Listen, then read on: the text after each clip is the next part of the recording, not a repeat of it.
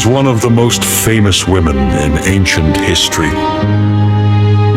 A queen of Egypt, a brilliant politician, a master of diplomacy, a woman whose relationships with two of Rome's most powerful men changed the course of history.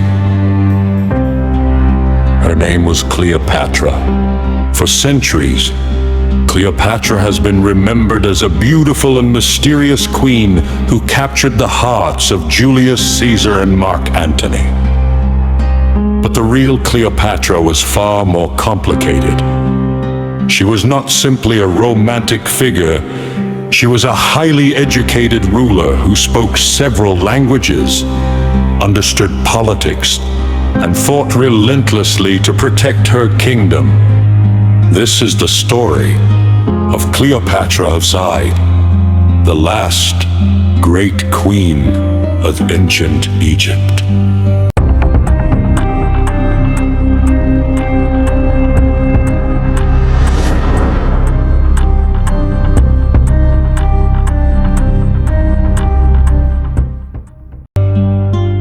Cleopatra was born in 69 BC in Alexandria, Egypt.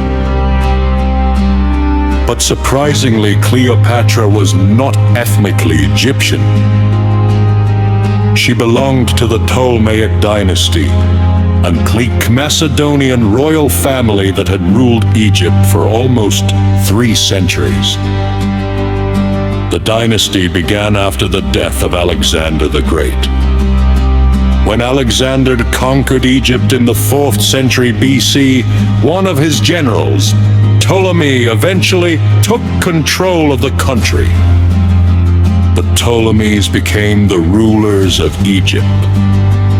They adopted Egyptian traditions and presented themselves as pharaohs, but they remained strongly connected to Greek culture. Cleopatra grew up in Alexandria, one of the greatest cities of the ancient world.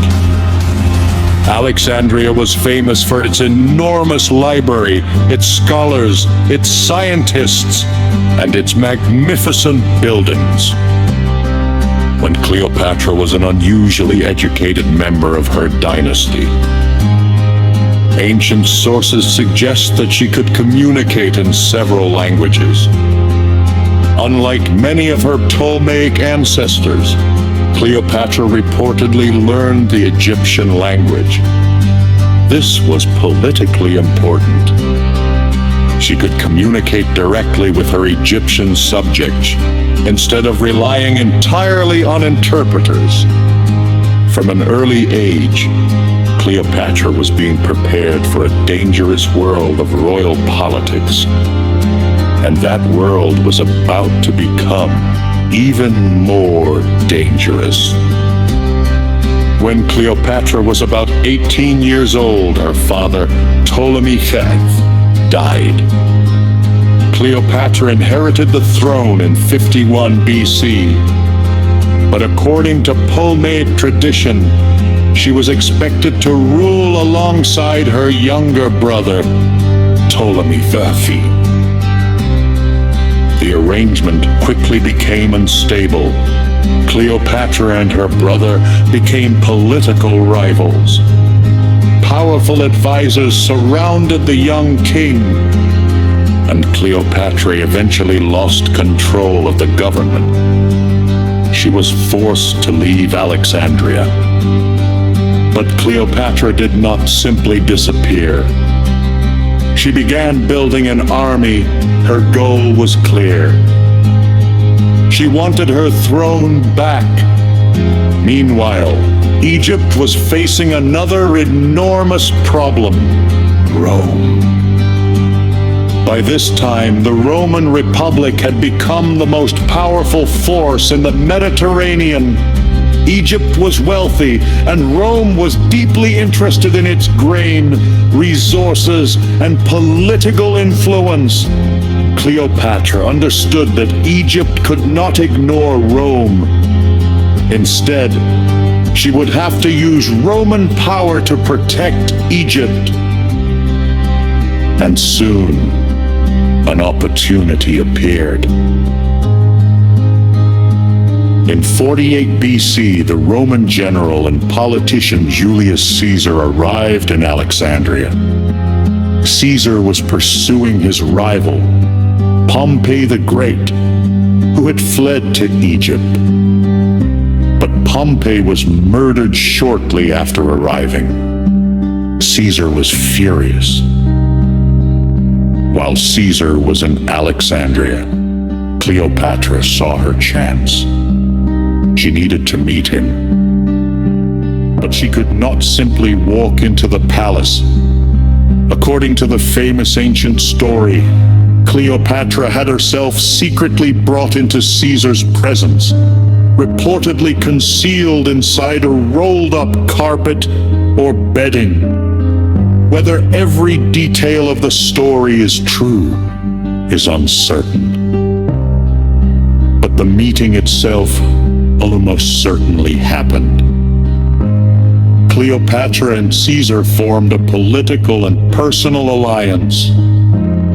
For Cleopatra, Caesar was the key to recovering her throne. For Caesar, Cleopatra represented a potential ally and access to Egypt's enormous wealth.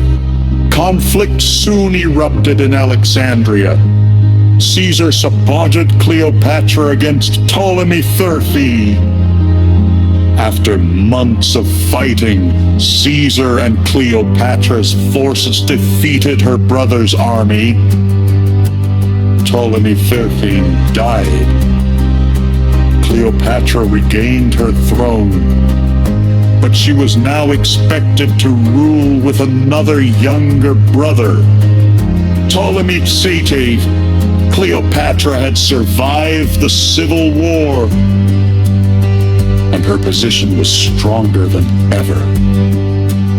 Soon, her relationship with Caesar became even more significant.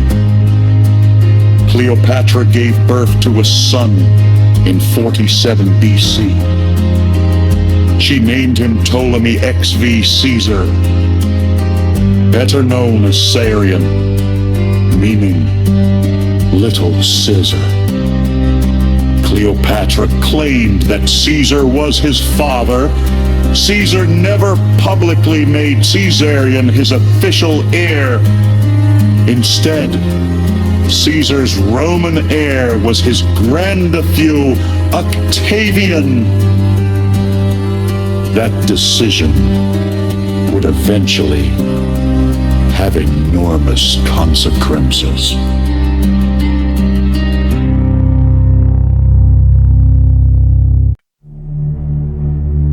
In 41 BC, Mark Antony summoned Cleopatra to meet him in the city of Tarsus.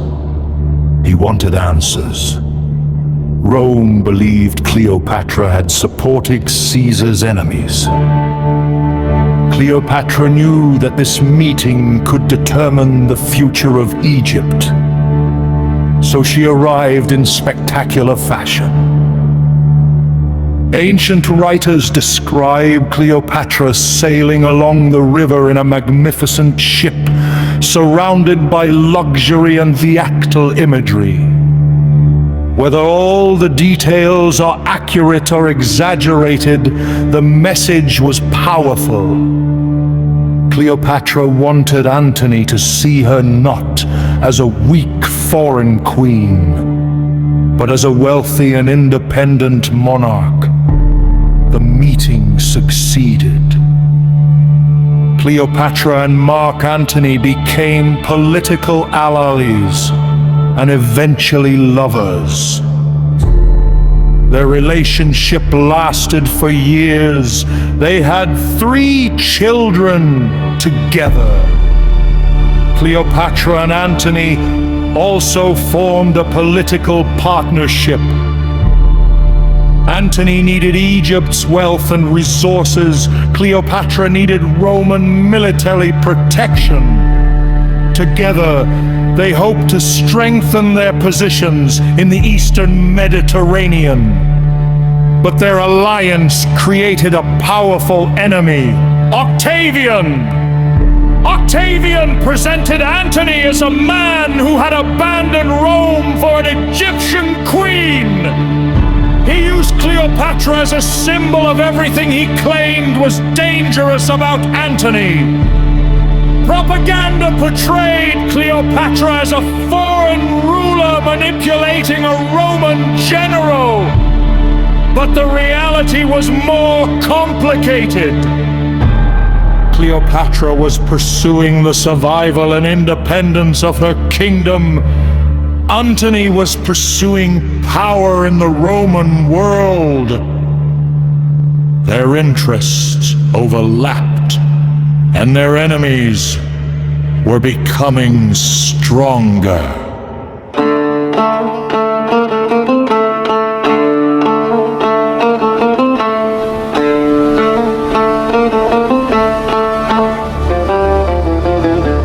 In 31 BC, the conflict reached its climax.